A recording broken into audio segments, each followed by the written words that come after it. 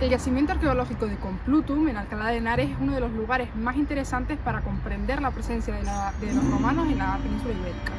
Creada durante el siglo I, durante el periodo de consolidación del Imperio Romano dentro de Hispania, Complutum se convirtió en un gran núcleo urbano dentro de la provincia de Tarraconensis, por su situación estratégica en la vega del río Henares.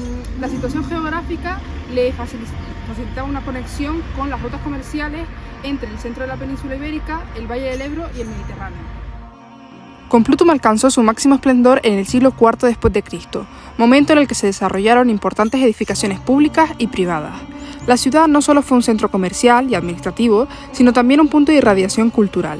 Se cree que aquí tuvo lugar una significativa actividad cristiana en los últimos siglos del dominio romano, marcada por el culto a los mártires de Justo y Pastor, niños ejecutados durante las persecuciones del siglo IV. Se consolidaría así la importancia religiosa de la región. El valor arqueológico de Complutum reside en la preservación de estructuras que permiten entender la planificación urbana romana. A ello se suman los restos de acueductos y sistemas hidráulicos que ayudan a entender el avance técnico de la época. Complutum fue abandonada tras las invasiones germánicas y la consolidación del reino visigodo, pero su legado perdura como testimonio de la romanización en el centro de Hispania.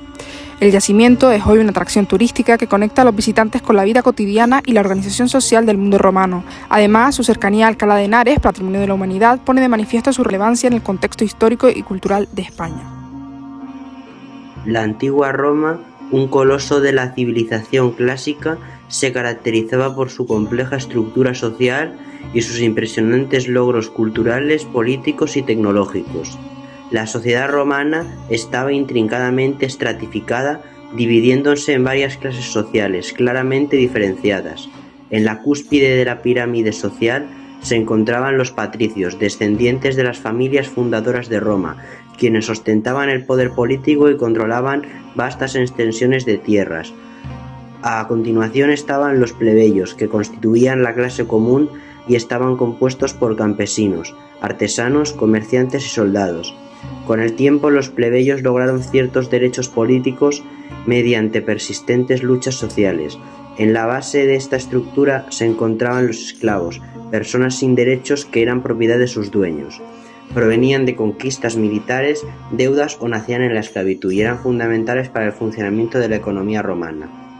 La familia romana era una unidad fundamental en la sociedad, dominada por el paterfamilias, quien tenía autoridad total sobre todos los miembros del hogar. Este sistema patriarcal influía en los matrimonios, las propiedades y el destino de los hijos. En cuanto a la vida urbana, Roma y otras ciudades importantes eran centros de gran actividad, repletas de foros, templos, teatros, anfiteatros, baños públicos y mercados. La infraestructura urbana, destacando por su avanzada ingeniería, incluía acueductos y sistemas de alcantarillado que reflejan la destreza técnica romana. La religión romana era fundamentalmente politeísta, influenciada profundamente por las culturas etrusca y griega. Los romanos adoraban una multitud de dioses y diosas, cada uno asociado con diferentes aspectos de la vida y la naturaleza. La religión tenía un componente doméstica, con altares en cada hogar donde se ofrecían sacrificios a los dioses del hogar, como los lares y los penates. A nivel público, el culto era supervisado por el Estado y sus funcionarios religiosos como los pontífices y las vestales. Con el tiempo, especialmente a partir del siglo IV después de Cristo, la religión romana tradicional declinó con la difusión del cristianismo. En el año 380, el emperador Teodosio I proclamó el cristianismo como la religión oficial del imperio. El entretenimiento en Roma era variado y sofisticado. Los teatros albergaban obras de teatro, comedias y tragedias. Los anfiteatros como el Coliseo eran escenarios de combates de gladiadores, caza de animales y otras formas de entretenimiento público. Los circos, con el Circo Máximo a la cabeza, eran utilizados principalmente para carreras de carros, uno de los deportes más populares en Roma. Estos espectáculos servían como herramientas de control social y político, manteniendo a la población ocupada y satisfecha. Complutum es la villa romana de Alcalá de Henares. Data de los siglos I al IV después de Cristo y servía tanto de centro de ocio como de zona de residencial. La manzana séptima, que es la que tengo a mi espalda, era el área residencial de la villa. Este área residencial alberga 3 casas o domus individuales. La de mayor tamaño, situada en la mitad sur, es la casa de la Lucerna de la Máscara Trágica, mientras que la mitad norte fue dividida en 2 viviendas. la Casa de Marte en la parte oeste y la Casa del Atrio en la este. Se cree que las tres construcciones datan del siglo I después de Cristo, aunque seguramente fueron reformadas en diversas ocasiones entre los siglos IV y V después de Cristo.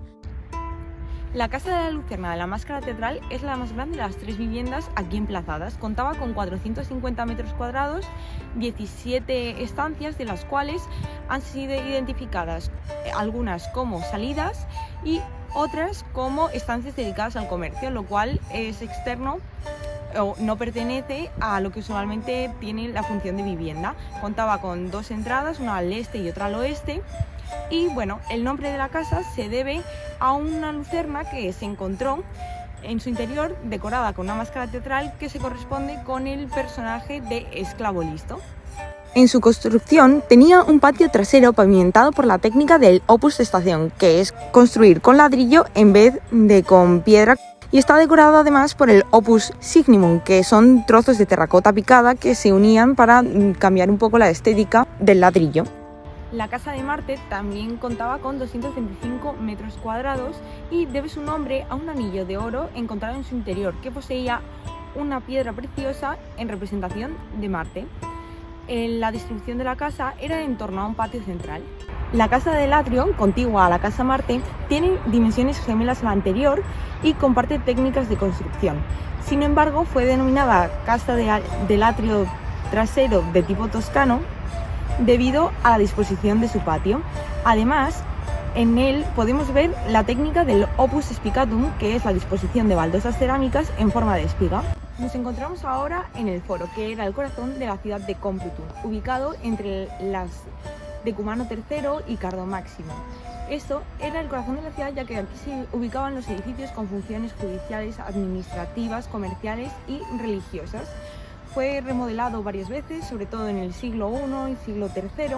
Esto se debía a que era la exposición del crecimiento de la ciudad. Además, lo que conservamos hoy en día es poco, debido a que durante los años 70 la ciudad de Alcalá de Henares experimentó un gran crecimiento urbanístico, por lo que se procedió a construir sobre lo que eran las ruinas de la ciudad de Complutum. El foro durante el siglo I contaba con una basílica civil, termas públicas norte, una zona comercial porticada donde se encontraban varias tiendas, talleres artesanales y un mercado, mientras que el foro del siglo III contaba con una basílica que fue ampliada con un santuario. Además, se creó una curia, que era el lugar donde se reunía el gobierno local, y anteriormente estaban situadas ahí las termas. Nos encontramos ahora en la Casa de los Grifos, una casa de carácter señorial, lo que justifica su gran dimensión, situada justo al lado del foro.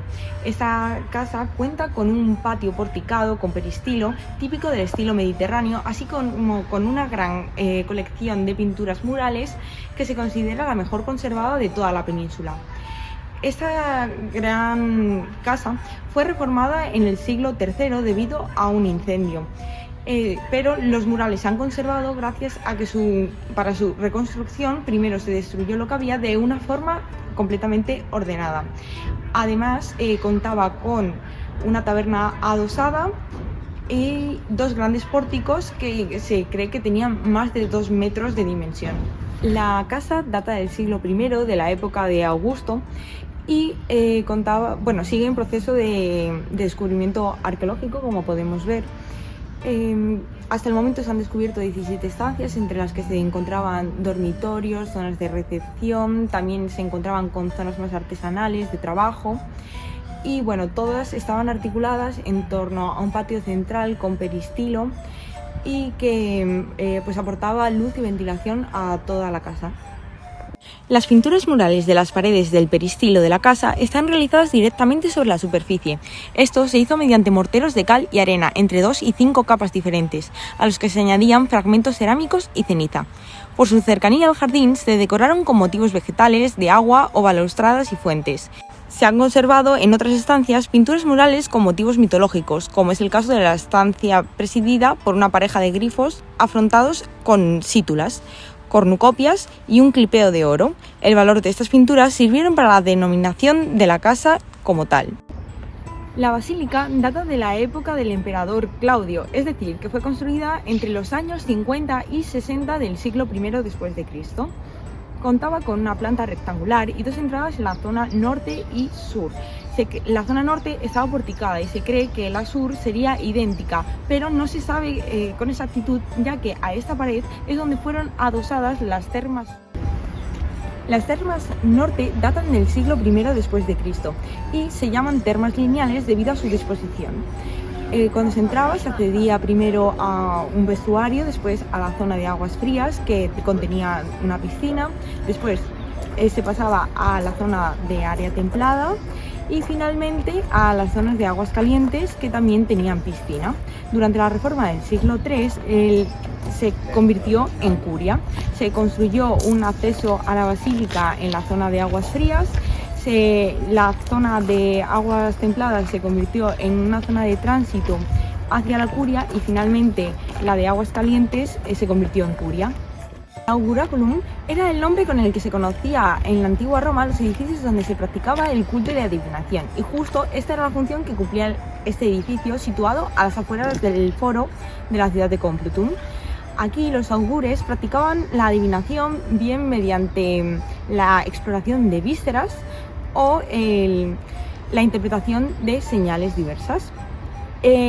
Como vemos, la fachada está decorada con 3 vanos y que daban a una calle principal. Anteriormente estaría presidida por la figura de la diosa Tiche, que pues actualmente no se encuentra. Sin embargo, durante la excavación se encontró una teja perforada en el centro que cumplía la función de iluminar a dicha diosa.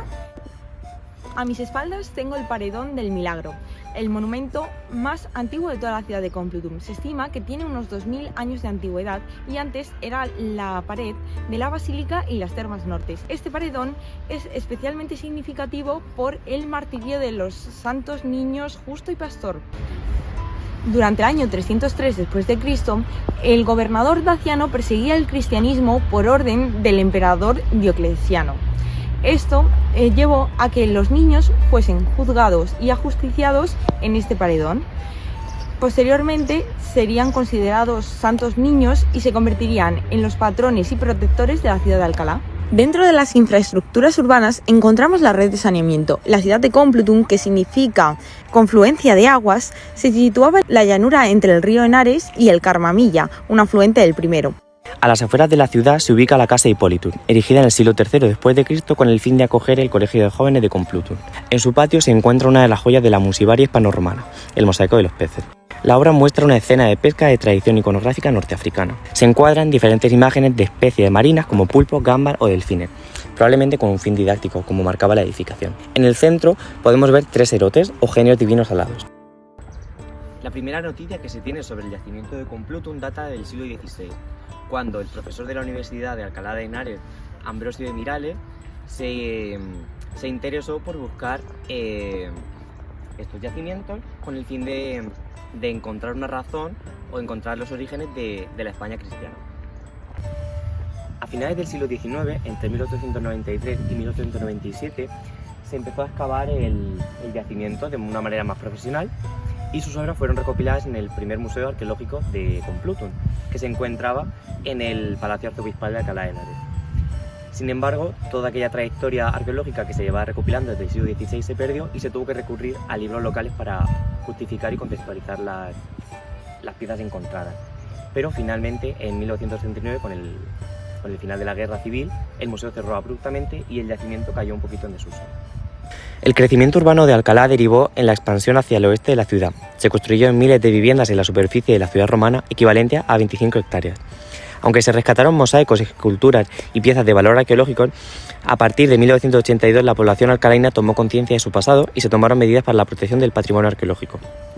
Con el cambio de milenio, el parque arqueológico ha sido protagonista de grandes inversiones por parte de la Comunidad de Madrid y el Ministerio de Cultura, como es el caso del Programa para la Conservación del Patrimonio Arquitectónico e Histórico del 1,5% cultural. En el año 2004 se continuaron los trabajos de excavación en la zona sur del foro y como en el marco del proceso de restauración y de protección del patrimonio se erigió la cúpula que protege la Casa de los Grifos. El objetivo principal de la exposición del yacimiento es educativa y de difusión del patrimonio. La excavación permite que el público conozca la vida cotidiana, la organización urbana y la cultura en una antigua ciudad romana. A través de la visita de lugares como el Foro o la Basílica, es más fácil conocer de primera mano la vida política y religiosa, mientras que otras estructuras urbanas como la Casa de Grifos arrojan luz sobre la vida privada de los habitantes de la villa. La Fundación de Complutum ofrece al público un régimen de visitas muy amplio. El más común es la visita guiada, de carácter gratuito, donde se propone un recorrido muy completo por los principales sitios arqueológicos del yacimiento. El yacimiento de Complutum es un referente arqueológico en España debido a su importancia histórica y a su excelente estado de conservación. El yacimiento permite estudiar de manera integral cómo era la vida en una ciudad romana en la península ibérica, desde su urbanismo a la cultura y la religión. Complutum es un ejemplo único de cómo fue el proceso de romanización en Hispania y la transición a la época visigoda, con evidencias arqueológicas del impacto de las invasiones germánicas y de su papel en la transición y la difusión hacia el cristianismo. Las técnicas de excavación y restauración utilizadas en Complutum han servido de modelo para otros proyectos en España. Complutum impulsa el avance de la arqueología como disciplina a través de la Fundación Complutum y del Centro Arqueológico Antiquarium. Su gestión como museo al aire libre y su interacción con otras instituciones académicas y arqueológicas demuestran que la arqueología no solo sirve para descubrir nuestro pasado, sino para conectarlo a nuestro presente y a nuestro futuro. Su preservación y promoción garantizan que este legado siga inspirando a generaciones futuras y consolida su posición como uno de los yacimientos arqueológicos más importantes de la península ibérica.